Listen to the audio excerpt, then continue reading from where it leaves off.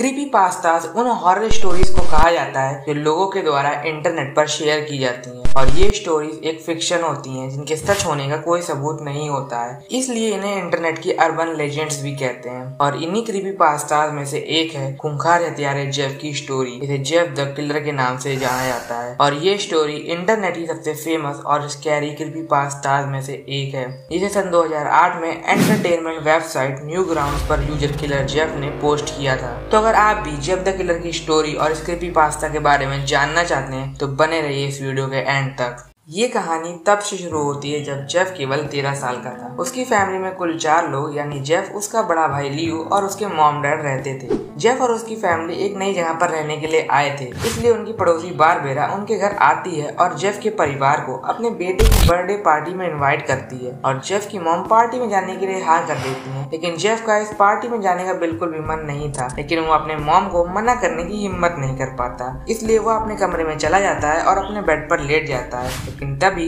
उसे एक अजीब सी फीलिंग आती है, पर वह उस पर ज्यादा ध्यान नहीं देता है। और अगले दिन जब जेफ स्कूल जाने से पहले नाश्ता कर रहा होता है, तब भी उसे फिर से वही वाली फीलिंग आती है और इस बार ये फीलिंग और भी ज्यादा स्ट्रॉन्ग होती है। लेकिन एक बार फिर से वह इसे नजरअंदाज कर देता है और अपने भाई के साथ स्कूल के लिए चला जाता है। जब जेफ और उसका भाई लियो बस स्टॉप पर बस का इंतजार कर रहे होते हैं, तभी 3 लड़के उन दोनों के पास आते हैं और उनसे पैसे छीनने की कोशिश करने लगते हैं। इससे गुस्सा होकर लियो उन्हें मारने के लिए आगे बढ़ता है, लेकिन तभी उनमें से एक लड़का अपनी जेब से चाकू निकालता है और लियो को डराते हुए उसका पर्स छीन लेता है। फिर अचानक से जेफ को वही फीलिंग आती है और वह उन्हें मारने के लिए आगे बढ़ने लगता है। लियो उसे रोकने की कोशिश करता है, लेकिन जेफ उसे इग्नोर करते हुए उन लड़कों के पास जाता है। चाकू वाला लड़का उसे फिर से चाकू दिखाकर डराने की कोशिश करता है, लेकिन जेफ उसकी नाक पर एक मुक्का मारकर उसकी कलाई को मोड़ देता है और उसके हाथ से चाकू छीन लेता है। तभी और 2 लड़के उस पर हमला करते हैं, तो जेफ एक लड़के के हाथ में चाकू मार देता है और दूसरे के पेट में इतनी जोर से पंच करता है कि वह लड़का बेहोश हो जाता है। लियो यह सब सिर्फ देखता रह जाता है कि तभी वहाँ पर बस आते देखकर वो दोनों डरकर वहाँ से पैदल ही स्कूल चले जाते हैं और स्कूल से छूटकर घर वापस भी आ जाते हैं।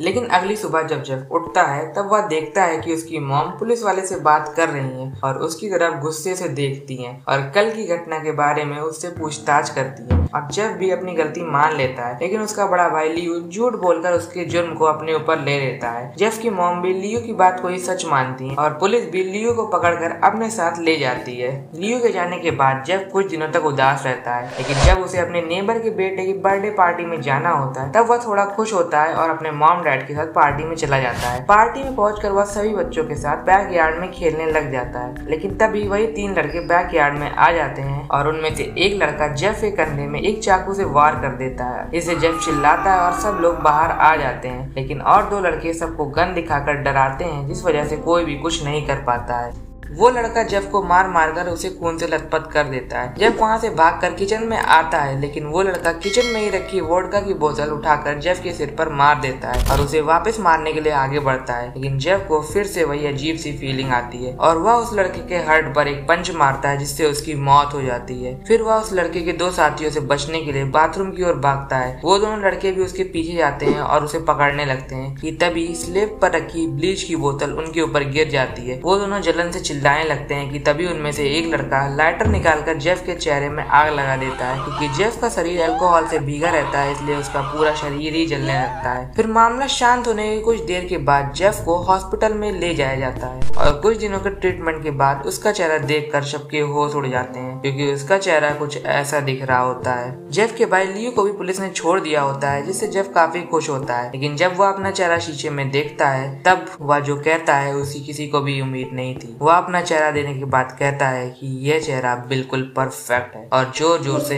हंसने लगता है। उसके माता पिता यह देखकर बहुत हैरान होते हैं, लेकिन वह उसे घर लेकर चले जाते हैं। लेकिन उन्हें क्या पता था कि उनका बेटा अब एक हत्यारा बन चुका है। और उसी दिन रात को जेफ की मॉम अचानक से जागती हैं और बाथरूम की तरफ जाती हैं और देखती हैं कि जेफ अपने हाथ में एक चाकू लेकर शीशे में देखकर अपने होठ को काट रहा होता है और एक भयानक सी मुस्कान देता है। वह उससे तो कुछ नहीं कहती, पर वहाँ से जाकर जेफ के डैड को उठाने लगती है, लेकिन तभी जेफ उनके पीछे आ जाता है और उन दोनों को मार देता है। तभी उसका भाई भी नींद से उठता है, लेकिन कुछ न जानकर फिर से सोने की कोशिश करता है कि तभी जेफ उसे पकड़ लेता है। लियो उससे भागने की कोशिश करता है, लेकिन जेफ उसके कान में फुसफुसाता है और कहता है गो टू स्लीप। तो दोस्तों, आपको क्या लगता है जेफ द क्लर्क की स्टोरी एक क्रीपी पास्ता है या एक सच्ची घटना? कमेंट करके जरूर बताइए। तो आज के लिए बस इतना ही। वीडियो अच्छी लगी तो वीडियो को लाइक करें, फ्रेंड्स एंड फैमिली के साथ शेयर करें, चैनल को सब्सक्राइब करके उस बेल नोटिफिकेशन को ऑल पर सेट कर दें, क्योंकि मैं ऐसे ही ऑसम वीडियो अपलोड करता रहता हूँ। And thank you so much for watching.